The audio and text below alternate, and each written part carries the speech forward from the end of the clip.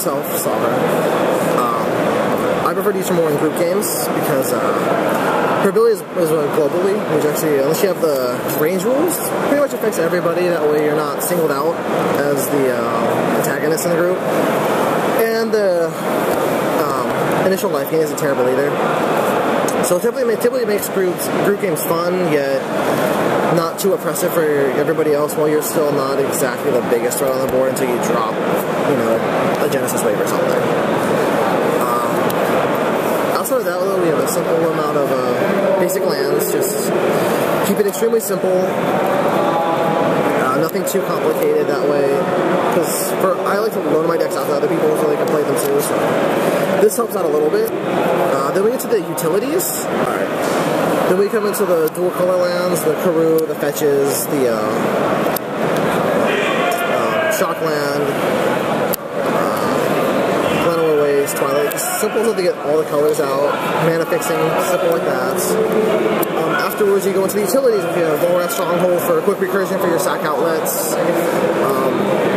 Also it's in speed, so reanimating skeleton, but you don't really need it for that. It's more to hit like the Woodfall Primus, stuff with persist, or a dredge that you don't want to waste the dredge on. Strip mine just because it's there. It kills something. Typically your opponents force the pop of the Wasteland or the High Market or Tower of the Magistrate or whatever else becomes a problem essentially. Opposing Gaia's Cradles, stuff like that. High Market, sack outlet, and a land. Really can't complain about that. Bits of Life, trigger Savra. It's everything I want it to be. Desert Temple untaps my Cabal Coffers and or Gaia's Cradle. Again, everything I just wanted to do. Helps me net super mana for if I ever need it. Sack Outlet, that actually excels me a little bit for my early stuff like the Viridian Emissary or Sakura Tribe Elder if I don't want to use it for a land. Use it for a quick temple game. Bojuka Bog hits the opposing Reanimator or anything else that has to do with graveyard shenanigans, because no one likes graveyard shenanigans. Gaia's Cradle, I make a lot of babies, therefore this gives you even more mana ramp onto the already overwhelming board position I can give myself. Provides colored mana and produces and pumps most of the green babies, so that's what I make, there's a lot of green babies. Treetop Village.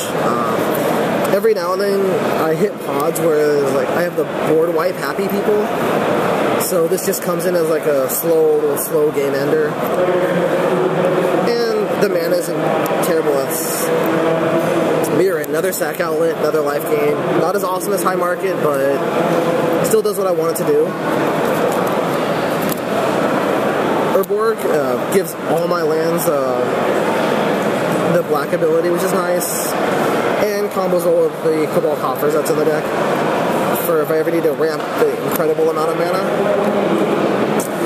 Dust Bowl, essentially a cheap Wasteland alternative, and it's on a stick so you can still, you know, just as you hit a lot of basics you don't need anymore, just pop them to hit other opposing threat lands, because there's a lot of man lands, mana ripping lands in my playgroup that just tend to just overwhelm the board. So it makes a baby and it produces green mana. I can't complain. The aforementioned Cabal Coffers. Again, super mana with Urborg out. If not, it's just relatively good due to the large amount of basics in the deck. Sensei's top. Every EDH should have one. It's just that simple.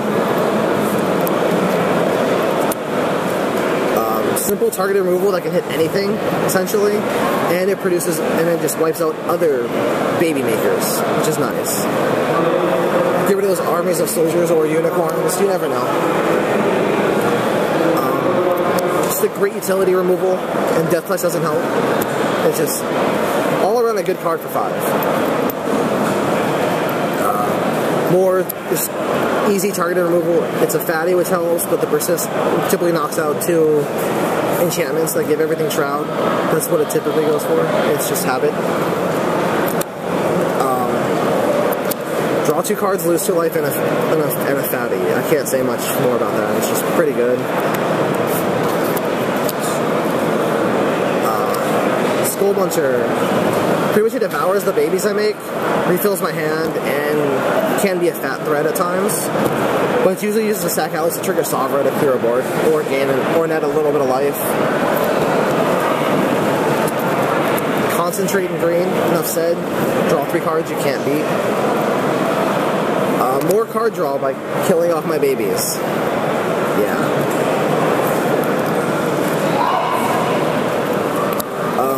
More card draw at the loss of 1 life, I can deal.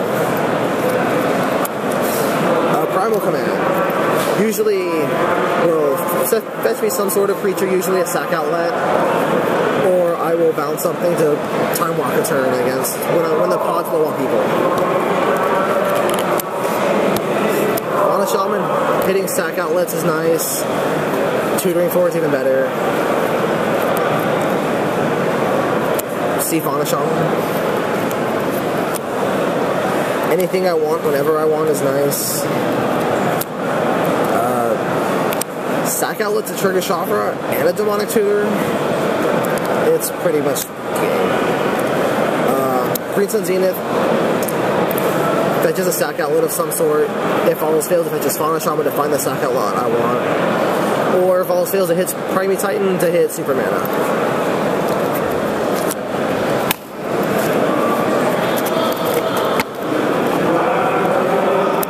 Vampiric Tutor, same thing. Just hits what I want, but this time at instant speed.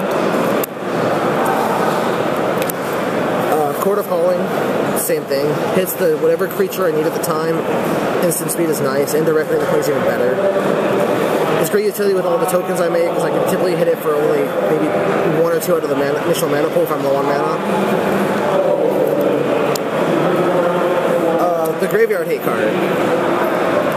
Usually hits the reanimated targets as they're casting it, and makes me a token to do with as I please, so it helps out a lot.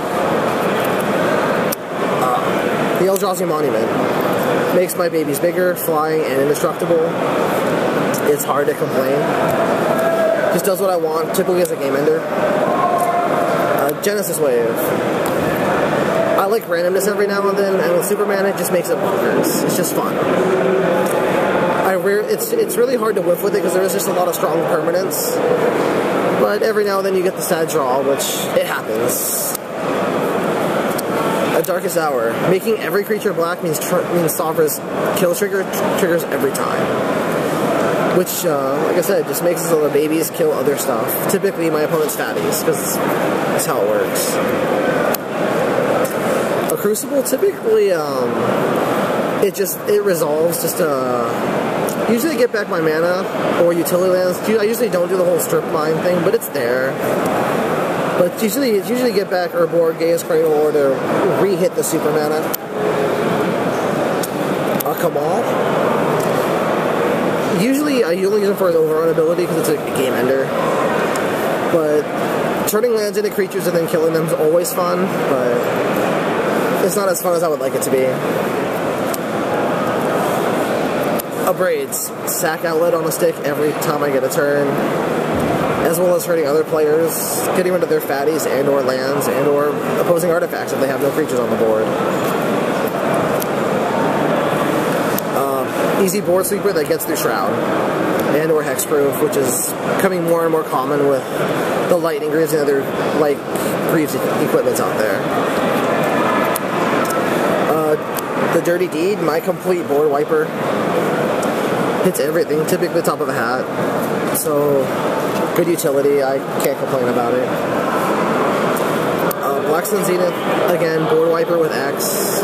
Usually I get to keep my fatties around even if they're small, but typically wipes the board. A Mutilate, same thing. Usually if Urborg hits, it just does what I want it to do.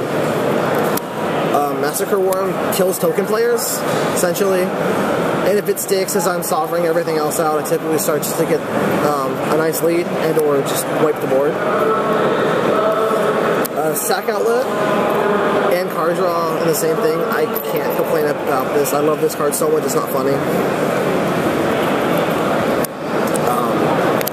Green-black sack outlet, so the Savra trigger's free.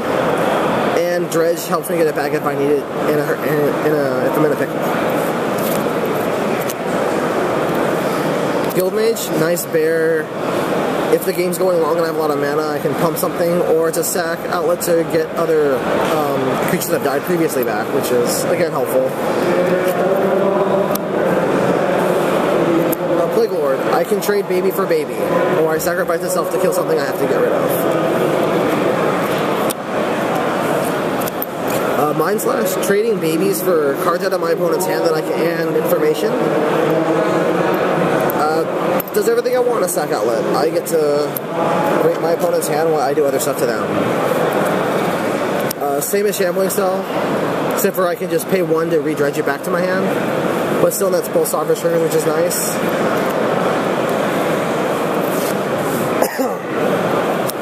Grave Pact. Pretty much makes every Savra trigger into a complete Wrath of God effect. Fleshbag Marauder. 3 mana for a simple log effect that I can get back later through simple recursion. Nice. Sadistic Hypnotist. Sack effect that can pretty much empty hands. It's good against all those mono blue players you see out there. If that slides through and then I can start produce tokens, it just does exactly what you want it to do. Attrition, same thing. Sacrifice a creature, trigger Savra, kill target threat. It all just works out the way you want it to. Resummon Skeleton, easy to sacrifice, comes back for 2. Good for reusability. Meiotic Slime.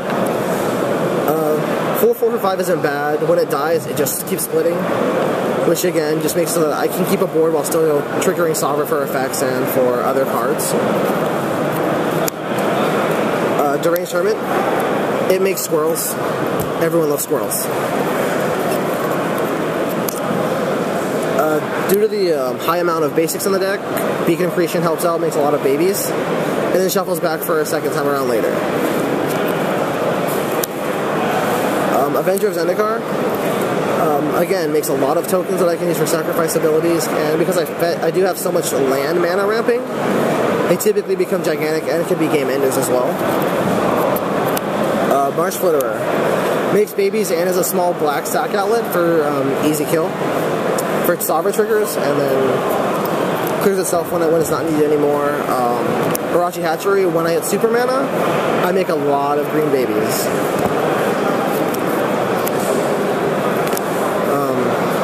Endrick Sahar. Pretty much, I just make a lot of black creatures as I play other creatures to sort of build them up, and then sacrifice somebody is no longer useful.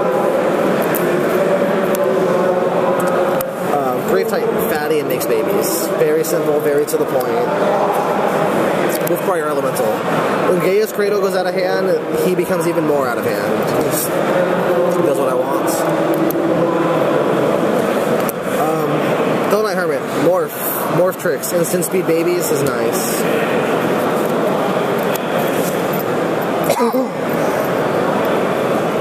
Sakura Tribe Elder, sack outlet plus mana ramp.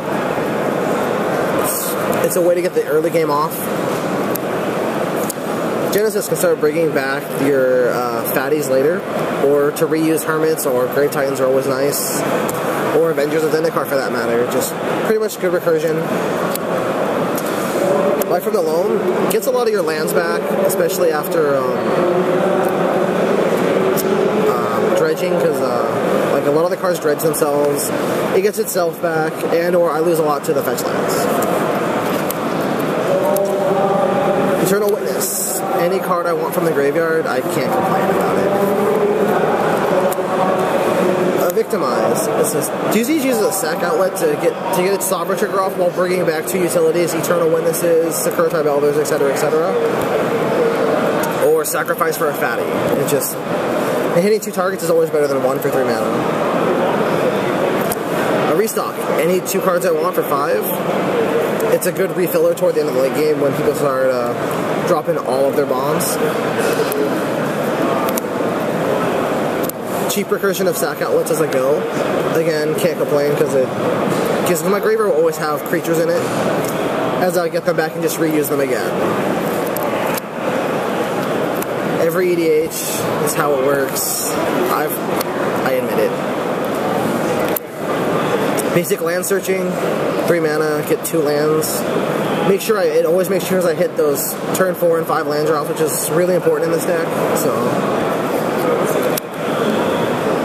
Prime Titan hits all the lands I need for super mana. That's just how it works. Does its job, does it well.